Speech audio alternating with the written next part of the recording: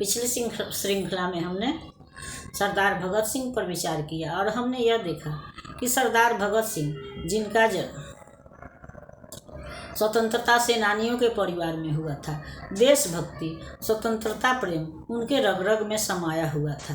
यह स्वतंत्रता प्रेम ही था कि 12 वर्ष की अल्पायु में वे सक्रिय राजनीति में शामिल हो गए और 23 वर्ष की उम्र आते आते उनकी क्रांतिकारी गतिविधियां इतनी तीव्र हो गई कि अंग्रेज सरकार ने उनको फांसी की सज़ा सुना दी और यह फांसी भी निश्चित तिथि से एक दिन पहले ही और रात के अंधेरे में दे दिया गया ताकि जनता उनका विरोध नहीं कर सके। और यह फांसी की सज़ा उनकी लोकप्रियता का परिचायक है और उनको बलिदानियों में सर्वश्रेष्ठ बनाती है। बलिदानियों में वे अग्रगण्य हैं और उनका नाम क्रांति के इतिहास में स्वर्ण अक्षरों में अंकित है। अब हम जगदीश चंद्र माथुर और उनकी रचना सदा नीरा पर विचार करेंगे। यहाँ सदा नीरा का मतलब वह स्थान है जहाँ पर कि सदैव जल रहता है और यहाँ पर माथुर जी ने सदा नीरा गंडक को कहा है। जहाँ तक माथुर जी की बात है तो उनका जन्म 1917 ईस्वी में उत्तर प्रदेश के शाहजहाँपुर में हुआ था और उनकी मृत्यु जो है वह 1978 ईस्वी में हुई थी।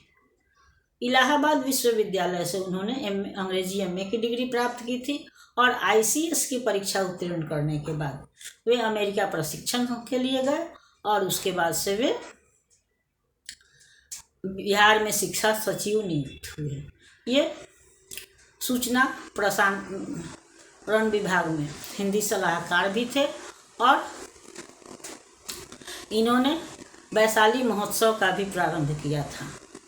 ये चूँकि इनका कार्यक्षेत्र बिहार रहा है इसलिए लोग इनको बिहार की प्रतिभा ही मानते हैं, बिहार का वैभव ही मानते हैं। और इन्होंने भी उत्तर प्रदेश का होते हुए भी अपनी कार्यस्थल तो इनका बिहार था ही, लेकिन बिहार से इनको प्रेम भी था। इन्होंने चंपारण का या बिहार का गौरव गान किया। गंडकी के माध्यम से इन्होंने बिहार के गौरव को भारत के पटल पर या विश्व पटल पर लाने का प्रयास किया है। ये कुशल निबंधकार थे, कहानीकार थे और नाटककार थे। यहाँ पर इन्होंने गंडक जो नेपाल से निकलती है उसके माध्यम से इन्होंने यह बताने का प्रयास किया है कि जिस तरह से उत्तर प्रदेश में तीर्थ स्थल हैं उस तरह से स्मरणीय स्थल, ऐतिहासिक स्थल बिहार में भी हैं, लेकिन गंडक जो है वह गंगा की तरह स्थिर नहीं है। गंडक में सदैव बाढ़ आती रहती है, वह आसपास के स्थलों को ढहाती रहती है, मंदिरों को तोड़ती रहती है। इस कारण से यहाँ पर अस्थायी रूप से तीर्थ स्थलों का निर्माण नहीं हो सका। दूसरे यहाँ पर इनके अनुसार नेपाल की तराई से लेकर के गंगा के मैदान तक महावन था, जंगल था, जिसमें कि तरह तरह के पेड़ पौधे तो थे, अनेक प्रजातियां भी थीं। यहाँ पर इस घने जंगल में एक तरफ नेपाल था या मिथिला था राज्य के नाम पर। तो यहाँ पर 12वीं शताब्दी के लगभग कर्नाट वंश का शासन हुआ।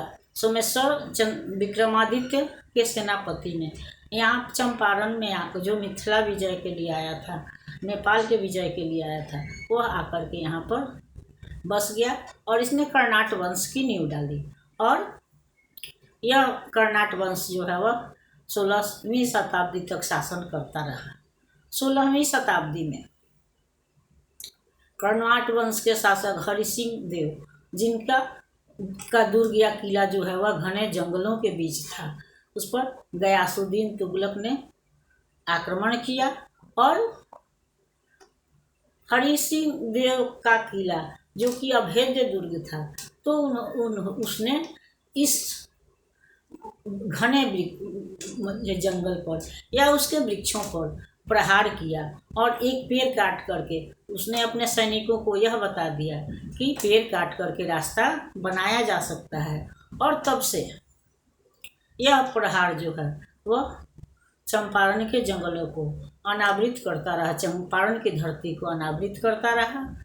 हरि सिंह देव तो उस समय नेपाल भाग कर चले ही गए और धीरे धीरे चंपारण की धरती भी है जो वह अनावृत होती गई और फिर लोगों के दृष्टि में आ गई। कुछ लोग कृषि के उद्देश्य से, कुछ लोग इसकी उपजाऊ भूमि को देख करके या इसके सुरक्षा को देख करके यहाँ पर धीरे धीरे आते रहे और इस तरह से चंपारण की धरती का, चंपारण की संपदा का दोहन होता रहा। यह